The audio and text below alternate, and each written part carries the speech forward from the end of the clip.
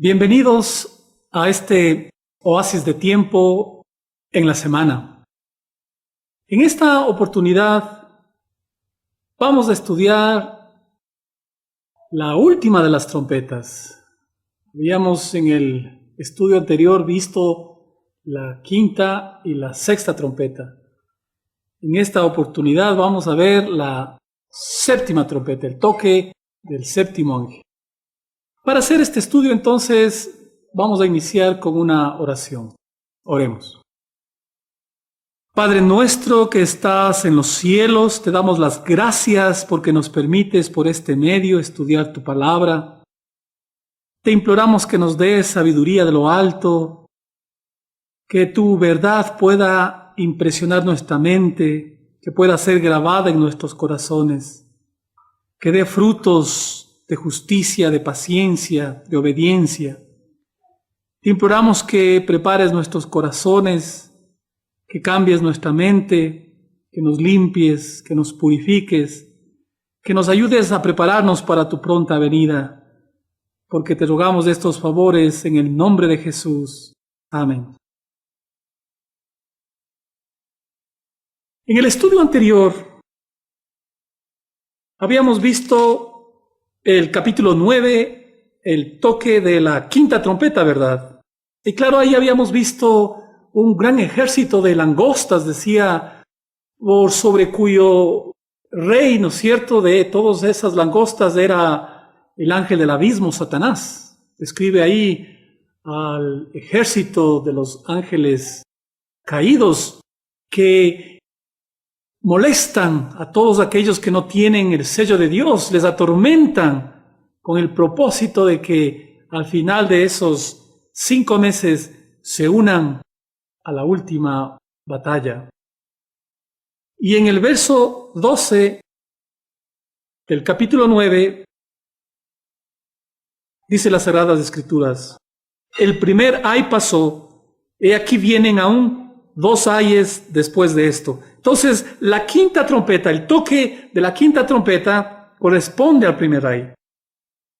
Desde el verso 13 en adelante habíamos visto al sexto ángel tocando la sexta trompeta, ¿verdad? Y ahí contemplábamos a otro ejército, ¿no es cierto? Un ejército innumerable, dice las Sagradas Escrituras, como de 200 millones, dice, jinetes.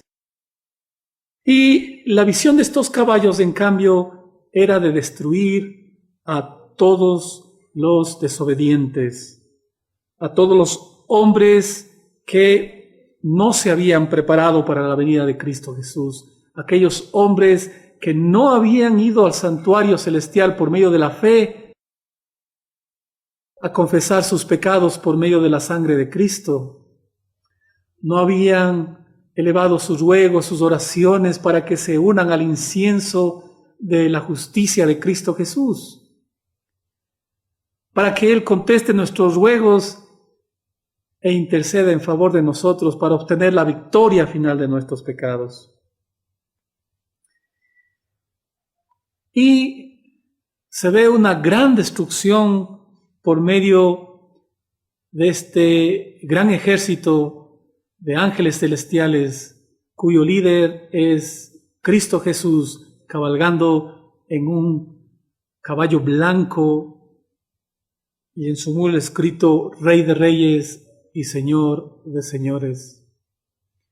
Y mataba a todos los desobedientes. Él pisó el lagar de la ira de Dios y este mundo quedó hecho un desierto. Así llegamos nosotros hasta el verso 21, cuando dice: y no se arrepintieron de sus homicidios, ni de sus hechicerías, ni de su fornicación, ni de sus hurtos. Hasta ahí termina la sexta trompeta.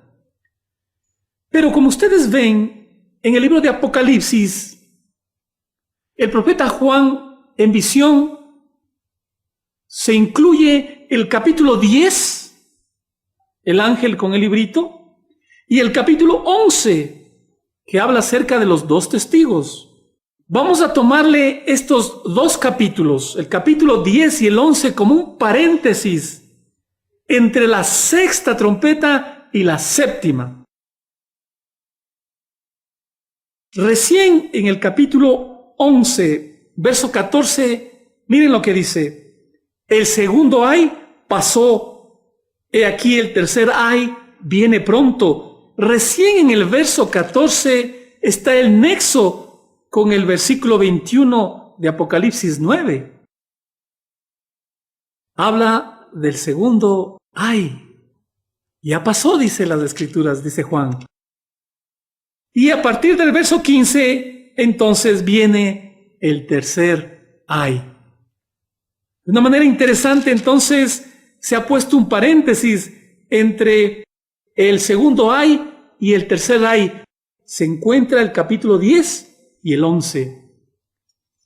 En este momento, entonces, vamos a analizar la séptima trompeta. Pero quisiéramos dejar en mente que el Señor tuvo una razón importante para haber puesto el capítulo 10 y 11 antes del tercer ay o de la séptima trompeta. Tiene un propósito en particular. Y ya vamos a verlo más adelante, por qué el Señor puso esos dos capítulos antes de la séptima trompeta, porque es parte de esos acontecimientos. Pero por ahora vamos a hacer el estudio del versículo 15 en adelante, que se refiere al tercer ay. Verso 15 dice, el séptimo ángel tocó la trompeta. Estamos en la séptima trompeta. Y hubo grandes voces en el cielo que decían, los reinos del mundo han venido a ser de nuestro Señor y de su Cristo, y Él reinará por los siglos de los siglos. Hay un gran júbilo en el cielo, hay grandes voces cuando se toca la séptima trompeta. Y esas voces aclaman que el reino del mundo ha venido a ser ahora de nuestro Señor y de su Cristo, y que finalmente Él reinará. Este verso es muy interesante. Se está hablando del reino del Señor y que Él lo va a recibir. El profeta Daniel, vamos a ver en el capítulo 7, se está refiriendo a este mismo acontecimiento. Daniel, capítulo 7, verso 9, dice las Sagradas Escrituras, estuve mirando hasta que fueron puestos tronos y se sentó un anciano de días, ese es el Padre, cuyo vestido era blanco como la nieve y el pelo de su cabeza como lana limpia. Su trono llama de fuego, sus ruedas del mismo fuego ardiente. En el cielo está mirando el santuario celestial y está contemplando que se pusieron tronos. Y en uno de ellos estaba sentado un anciano de días. Ese es Dios Padre. Y está describiendo cómo era ese trono. Como ruedas de llama de fuego, dice Daniel. Y el verso 10, un río de fuego procedía y salía delante de él. Millares de millares le servían y millones de millones asistían delante de él.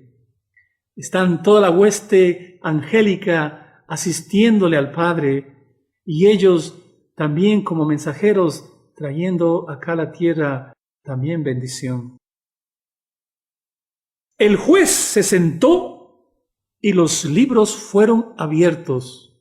Daniel está mirando al Padre en un trono sentado y se abrieron los libros.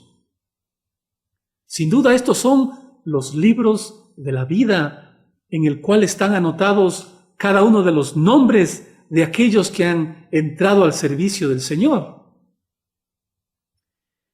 Y en estos libros están registrados todas las obras, todos los pensamientos, todas las palabras y todo lo que hemos dejado de hacer pudiendo haberlo hecho. Se registra ahí como una fotografía a cada una de las personas de este mundo. Pero dice que el juez se sentó y esos libros donde están registrados cada una de nuestras vidas es abierto. El Padre está sentado para iniciar una obra de juicio. Miremos un poquito más abajo en el verso 13. Miraba yo en la visión de la noche, y aquí con las nubes del cielo venía uno como hijo de hombre, que vino hasta el anciano de días y le hicieron acercarse delante de él. El trono, porque había, dice Daniel, tronos, ¿no es cierto? Y en el primer trono se sentó el Padre, el juez, y se abrieron los libros. Y luego dice que se acercó a él el Hijo del Hombre. Esta bellísima descripción es la que apunta a Cristo Jesús como el Hijo del Hombre.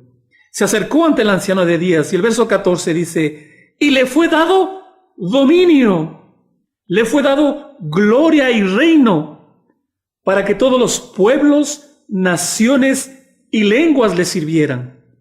Su dominio es dominio eterno que nunca pasará y su reino uno que no será destruido.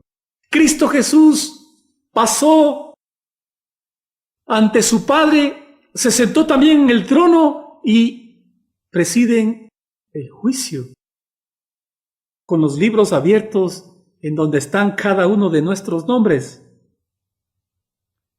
de todos los hombres que han vivido en esta tierra. Se inició una obra de juicio. Y por medio de este juicio, el Señor está recibiendo su reino. El reino de Él está compuesto por todos los justos. Y antes de que el Señor venga a esta tierra, primero tiene que hacerse el juicio. Por medio del juicio, el Padre y el Hijo evalúan cada caso, examinan a cada persona. Y aquellos que son hallados justos, aquellos que son perdonados, el Señor toma el caso de ellos, les quita sus pecados, pone al lado de cada nombre de ellos, pone el perdón y pone el borramiento de ese pecado. Así Cristo Jesús limpia de pecado el santuario celestial. Y esa persona que es juzgada y cuyo pecado es borrado, en el juicio es considerado para un ciudadano del reino de los cielos. Así el Señor hace cada uno de los juicios. Y el caso que examina y es hallado justo, el Señor lo considera para el reino de los cielos. Pero si un hombre no ha hecho uso de la gracia, de la misericordia del Señor, no ha acudido a Él, al santuario celestial, para que por medio de su sangre pueda ser su pecado perdonado, para que por medio de su incienso mis oraciones lleguen al Padre y el Señor conteste mis ruegos, mis súplicas y me ayude a obtener la victoria de mis pecados. Como no han hecho esta tarea, entonces ese hombre es para el lago de fuego. Así el Señor va haciendo los juicios, separando unos para el granero celestial y otros para el lago de fuego y azufre. En ese sentido, el Señor está recibiendo su reino cuando inicia el juicio. Y cuando el juicio termine y el Señor cierre los libros y salga del lugar santísimo, caerán las 7 últimas plagas y el Señor vendrá a esta tierra. Vendrá a esta tierra con los juicios ya dados para recompensar a cada uno según haya sido su obra. Para los justos, vida eterna, y para los injustos, para los inicuos, destrucción y muerte. Y finalmente, en su segunda venida, el Señor resucitará a todos los justos. Y a los que estén vivos en ese tiempo, que hayan esperado a Cristo Jesús con fe, los transformará en un abrir y cerrar de ojos. Y ambos les recibirán a Cristo, y ahí el Señor finalmente será establecido su reino, con los santos vivientes y con todos los resucitados, y juntos subirán a las mansiones celestiales. El Señor recibirá finalmente su reino, establecerá su reino en la segunda venida, pero previo a la segunda venida primero tiene que haber el juicio. Y eso es lo que describe el libro de Daniel, capítulo 7. El Señor está recibiendo su reino primero por medio del juicio. Y esto mismo es lo que el apóstol Juan contempla en Apocalipsis, capítulo 11.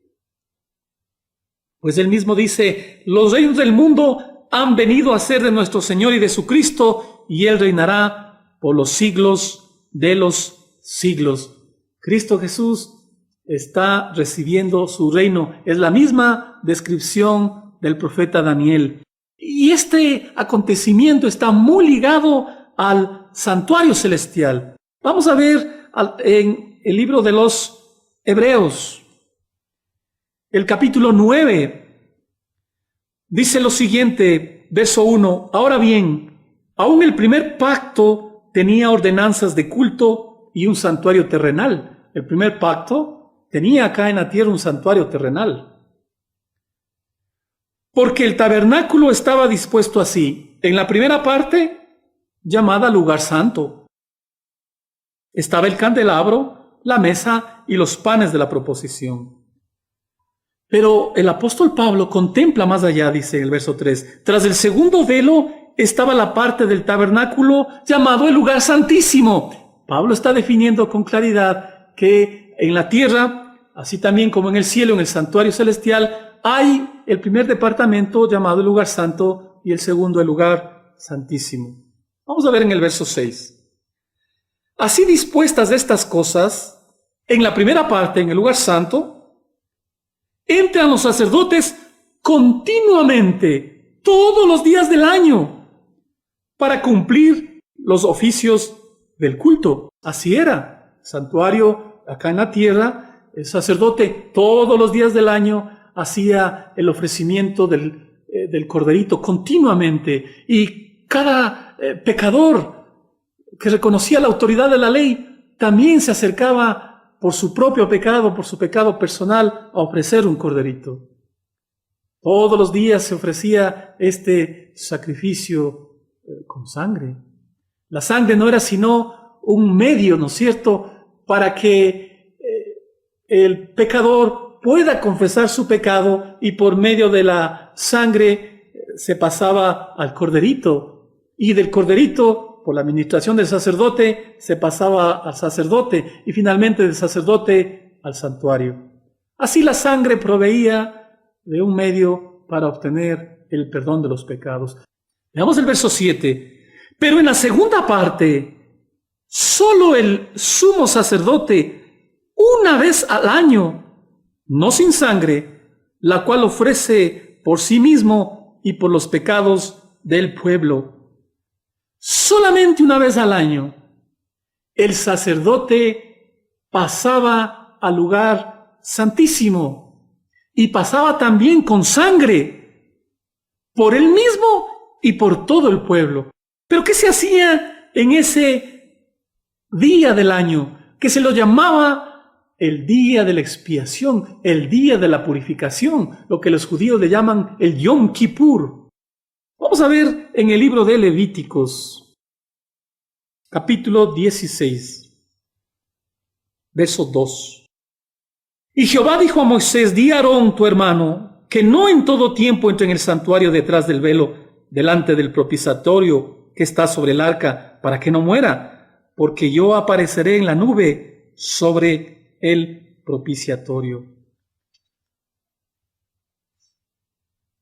No podía entrar Aarón cualquier día del año, solamente una vez al año podía ingresar al lugar santísimo. Pero ¿qué oficio, qué tarea se hacía en ese día?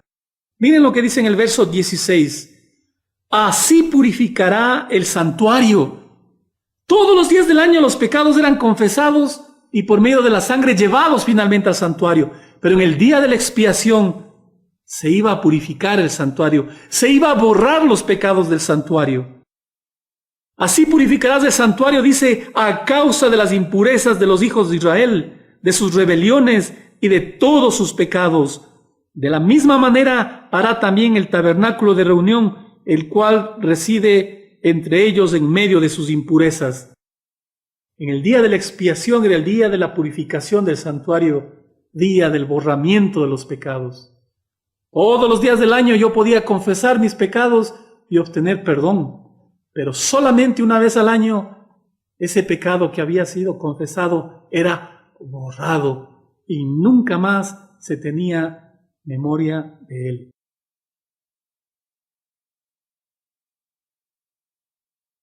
Si es así, entonces Daniel y Juan, cuando está sonando la séptima trompeta, están mirando cuando Cristo Jesús y su Padre pasaron del lugar santo al santísimo.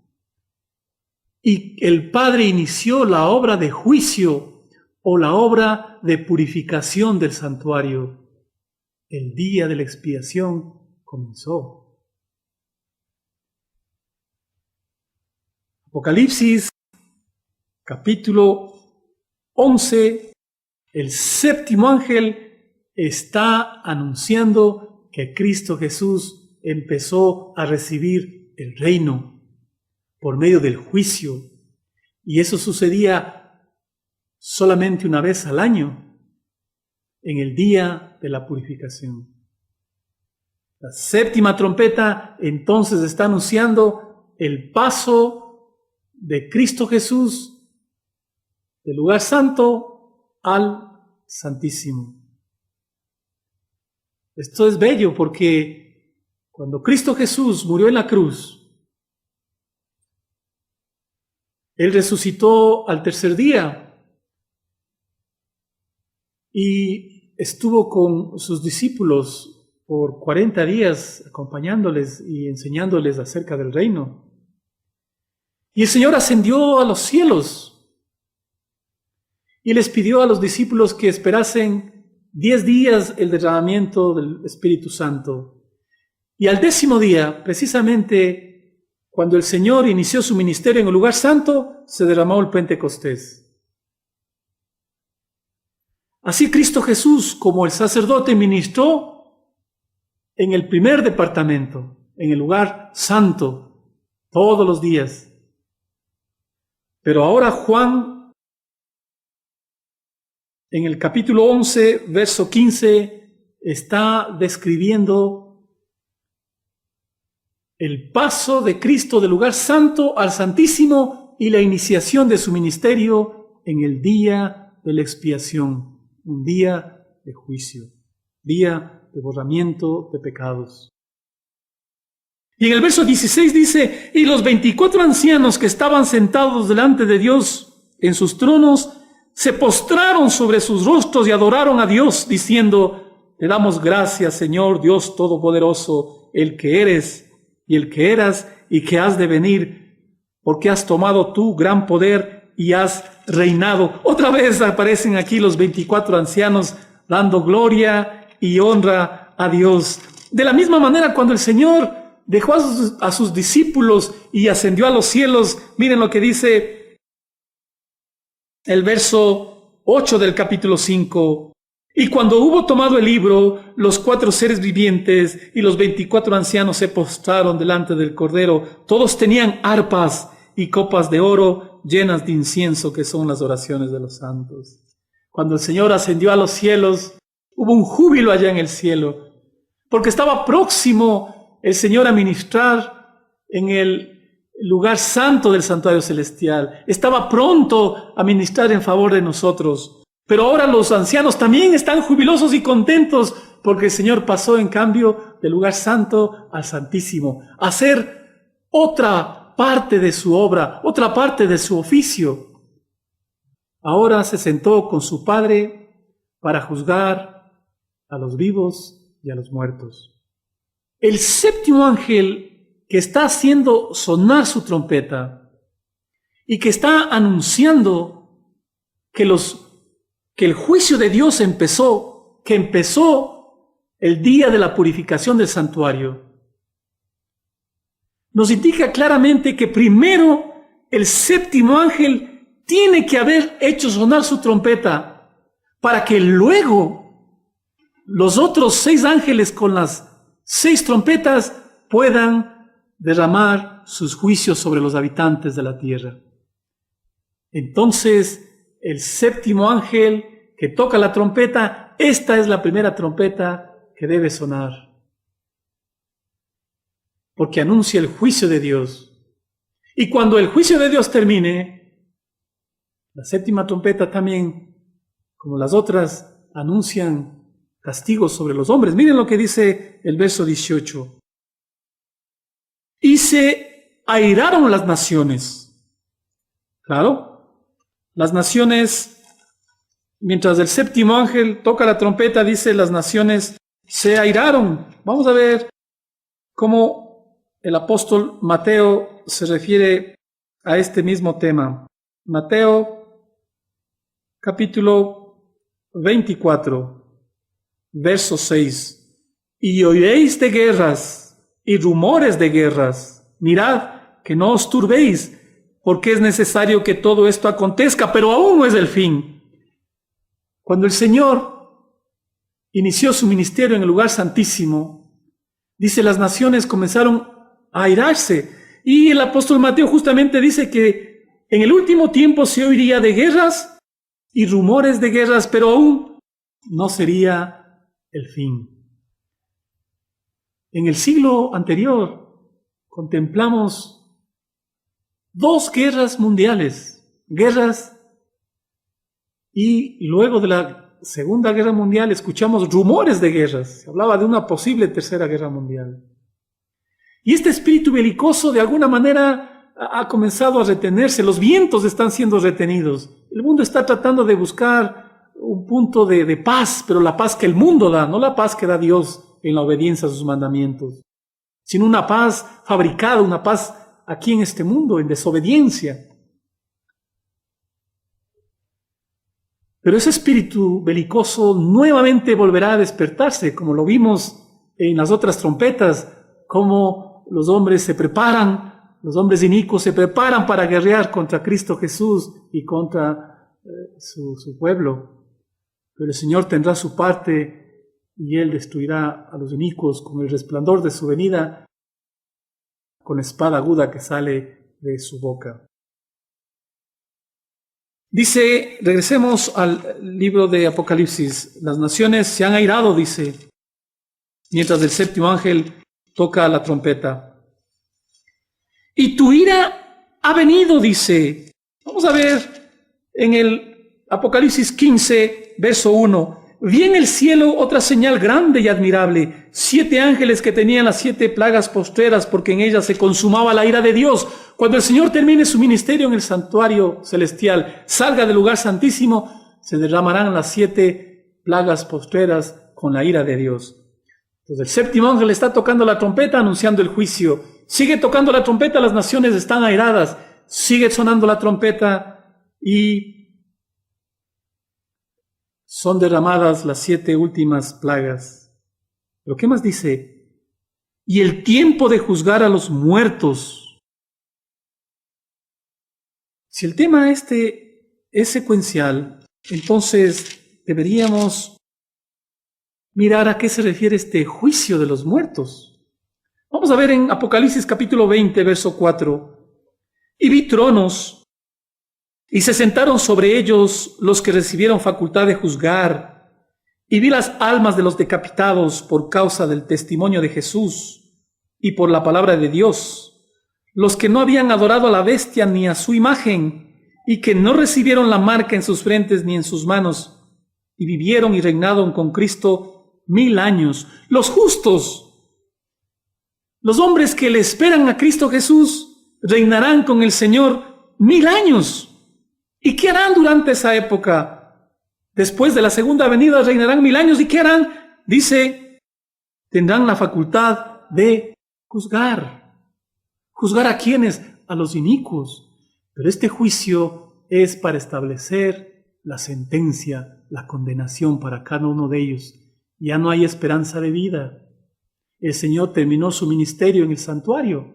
Ya no hay su sangre expiatoria en favor de los hombres. Cuando el Señor venga y los lleve a los justos al cielo por 1000 años, esos 1000 años será para juzgar a las naciones inicuas, para establecer la sentencia. Esto mismo es lo que dijo el apóstol Pablo en 1 Corintios. Vamos a ver el texto. 1 Corintios capítulo 6, verso 3, del 1 al 3, miren lo que dice. ¿Osa alguno de vosotros, cuando tiene algo contra otro, ir a juicio delante de los injustos y no delante de los santos? ¿O no sabéis que los santos han de juzgar al mundo? Y si el mundo ha de ser juzgado por vosotros, sois indignos de juzgar cosas muy pequeñas. ¿O no sabéis que hemos de juzgar a los ángeles, cuanto más las cosas de esta vida? Miren cómo el Señor ha dado potestad a los justos de juzgar a este mundo e inclusive a los ángeles. Pero este juicio es no para vida o muerte, este juicio es para establecer la sentencia. Es la misma que está hablando Apocalipsis capítulo 24 y es lo mismo que está diciéndonos cuando el séptimo ángel está tocando la trompeta. El tiempo de juzgar a los muertos durante los 1000 años. Que los justos estén en el cielo. Y dice en la trompeta, y de dar el galardón a tus siervos los profetas. Cuando el Señor venga, les dará la recompensa a los justos, resucitándolos de sus tumbas, y a los vivos, transformándolos en un abrir y cerrar de ojos para darles la inmortalidad. Pero la recompensa plena ocurre después de los 1000 años, cuando el Señor finalmente nos dé esta tierra y estos cielos renovados. Vamos a ver lo que dice en el capítulo 21. Vi un cielo nuevo y una tierra nueva, porque el primer cielo y la primera tierra pasaron y el mar ya no existía más. Yo, Juan, vi la santa ciudad, la nueva Jerusalén, descender del cielo de Dios, dispuesta como una esposa ataviada para su marido. Y oí una gran voz del cielo que decía, he aquí el tabernáculo de Dios con los hombres. Él morará con ellos y ellos serán su pueblo. Y Dios mismo estará con ellos como su Dios. ¡Qué bellísima promesa! Ahí está la recompensa. Después de los 1000 años recibiremos este planeta renovado. Y finalmente, cuando el séptimo ángel toca la trompeta, dice, y de destruir a los que destruyen la tierra. Finalmente, este mundo será dejado a los hijos de Dios y todos los inicuos, los ángeles caídos y Satanás serán destruidos por fuego. Eso es lo que nos dice Apocalipsis capítulo 20, verso 7. Cuando los 1000 años se cumplan, Satanás será suelto de su prisión, saldrá a engañar a las naciones que están en los 4 ángulos de la tierra, a Gog y a Magog, a fin de reunirlos para la batalla. Nunca el enemigo va a abandonar el conflicto sin dar lucha. Hay una batalla enorme antes de que Cristo venga y en la segunda venida. Y después del milenio nuevamente están para la batalla. Y el número de los cuales es como la arena del mar. Y subieron sobre la anchura de la tierra y rodearon el campamento de los santos y la ciudad amada de Dios. Y de Dios descendió fuego del cielo y los consumió. Después del milenio, todos los inicuos serán destruidos. Y los ángeles caídos, y el último en ser destruido es Satanás. Y el diablo que los engañaba fue lanzado en el lago de fuego y azufre, dice el verso 10. Donde estaba la bestia y el falso profeta, y finalmente serán destruidos.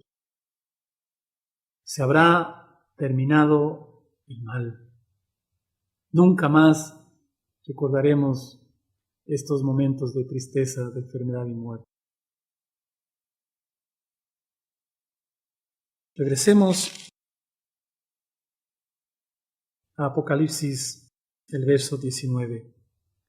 Y el templo de Dios fue abierto en el cielo, y el arca de su pacto se veía en el templo. Hubo relámpagos, voces, truenos, un terremoto y grande granizo. Cuando el séptimo ángel tocó la trompeta, como dice el apóstol y como dice el libro de Levíticos, se abría el velo que separaba el lugar santo del Santísimo, y el sacerdote ingresaba al lugar santísimo donde estaba ahí el arca del pacto que contenía la ley de Dios. Cuando el séptimo ángel toca la trompeta, le contemplamos a Cristo Jesús pasando ante la presencia de su Padre al lugar santísimo frente al arca del pacto. Y si vemos en el arca del pacto está la ley de Dios. Y si miramos la ley de Dios están los 10 mandamientos y el cuarto que nos invita a guardar, a observar el día de reposo, el día sábado, como un día de recogimiento, como un día de comunión con el Señor, como un día en donde se le reconoce como creador de los cielos y la tierra. De manera entonces que el toque de la séptima trompeta, el tercer ay, empezó con la administración de Cristo en el lugar santísimo. Cuando el séptimo ángel toca la trompeta, se describe el inicio de la administración de Cristo en el lugar santísimo. Se describe el fin de su ministerio y la caída de las plagas, de las 7 últimas plagas, y se ve la segunda venida. Pero el séptimo ángel sigue tocando y se ve el milenio cuando los justos están fallando los casos para sentenciar a los inicuos. Y finalmente vemos después del milenio la destrucción de todos los inicuos, de los impíos, y la herencia de los justos en esta tierra. Entonces el toque de la séptima trompeta abarca un periodo de tiempo bastante extenso. Pero cuando el Señor termine su ministerio en lugar santísimo, vendrán los toques de las 6 trompetas anteriores que hemos visto. Les invito entonces para que el próximo estudio revisemos el capítulo 10 y la primera parte del 11, porque el Señor los puso con un objetivo principal y está